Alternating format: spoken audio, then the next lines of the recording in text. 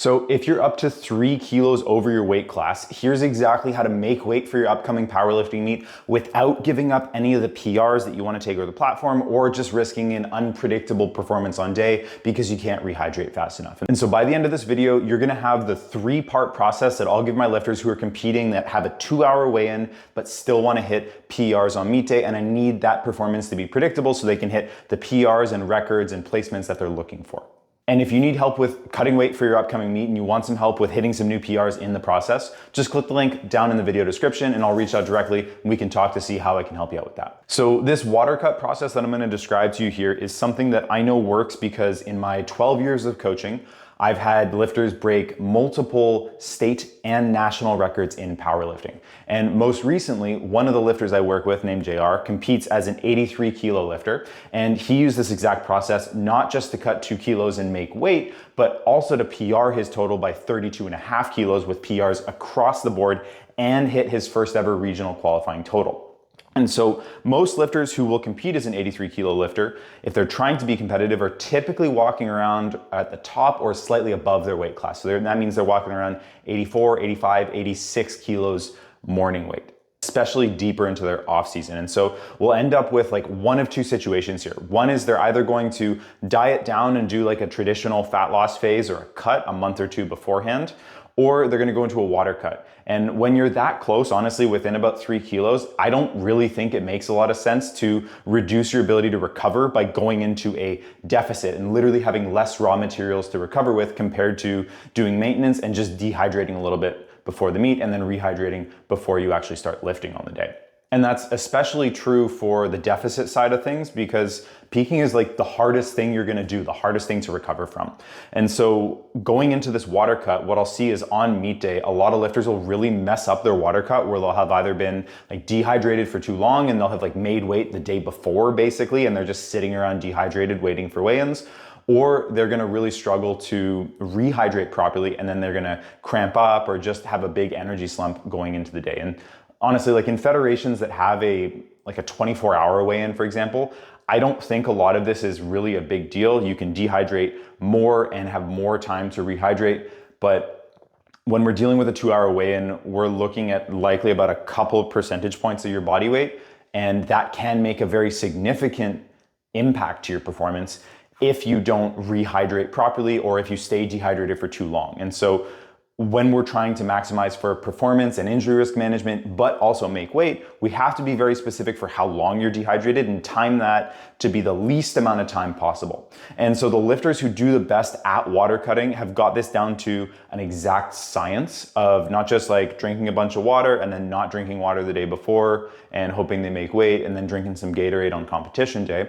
What I think is really important to emphasize here is we want to be exact, but we also want to make sure that we're working with what works well for your body. And so before we go into the actual details of like the numbers of how I structure a water cut, I want to just emphasize that this is something that you should be trying before your meet day to see, hey, how does this impact my energy levels? How much weight do I actually drop? Do I feel like there's more? Does it take me longer? Like I've got one lifter where so traditionally I'll typically start to taper water about 24 to 36 hours before weigh-ins. He holds onto water like a sponge. And so we actually taper closer to about 60 hours out is where we start to bring water down. And doing that practice cut is gonna let you manipulate the details so you don't end up with any surprises on meet day where you don't really get any do-overs. So phase 1 that we need to go through is gonna be water loading, okay? And so this is where we're gonna take a couple of really easy variables and just calculate that, okay? And so let's say you're walking around at 86 kilos, okay? We need to figure out how much fluid do we need to actually water load. And so typically I like to just multiply by 86, whatever your body weight is in kilos, to give us our value for what we're gonna start with our water loading. And so for an 86 kilo lifter, that's gonna give us about 6.5 liters of water. And we're gonna want about a 3.5% solution of salt, not sodium, but salt. And so that's gonna give us about 6.9 grams of table salt added to the water. And so that's your daily fluid consumption for days 1 to 3. So if you're competing on the Sunday, that means Tuesday to Thursday is what we're gonna start with. And then on day 4, we're gonna do the same fluids but we're gonna start to taper out the salt. And so we're gonna go minimal salt here, okay? So stage 2 is gonna be our taper or our flush out. And so this is where typically it's gonna be about like Friday, Saturday, where we're going to keep salt close to 0, but fluids come down to about 30% on the Saturday, okay?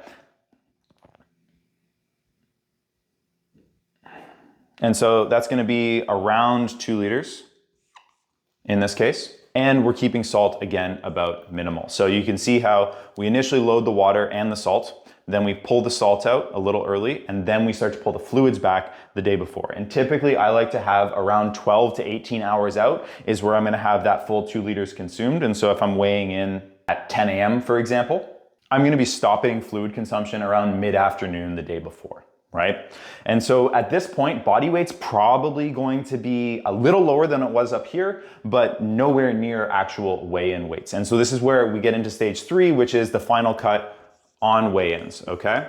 And so this is where we get into a little bit of fine tuning. So if you wake up in the morning, you're weighing yourself and you're using a scale that's calibrated close to competition scales, and you still have 0.2 kilos or more to cut within about an hour and a half of weigh-in times, my advice here is typically to chew on some Mentos and spit. And you're generally gonna be good for about another 1/4 kilo or so as that last minute, pull the last little bit of body weight out if needed. If you're right at weight, awesome, just maintain it for the hour and you're gonna be okay. From there, after weigh-ins, the key thing that we need to go through, which will be another video, is rehydration. And so we wanna make sure that we're replenishing about 110% of the weight that you lost. So if you cut 3 kilos, we wanna have about 3.3 kilos back.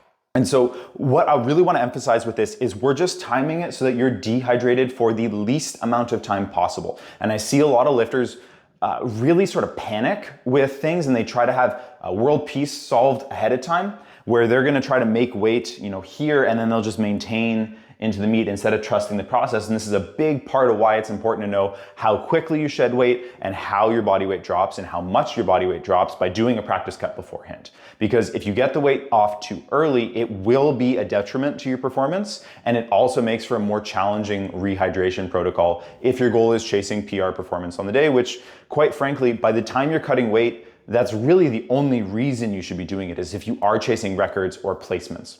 And so if you know that you need to cut leading into your next meet and you want some help with dialing in all the details, so your training, your nutrition, your mobility, the mindset, everything to make sure that your performance on meet day is the best it could possibly be, you can just click the link down in the video description. I'll reach out directly and we'll talk back and forth to see how I can help you out with all that.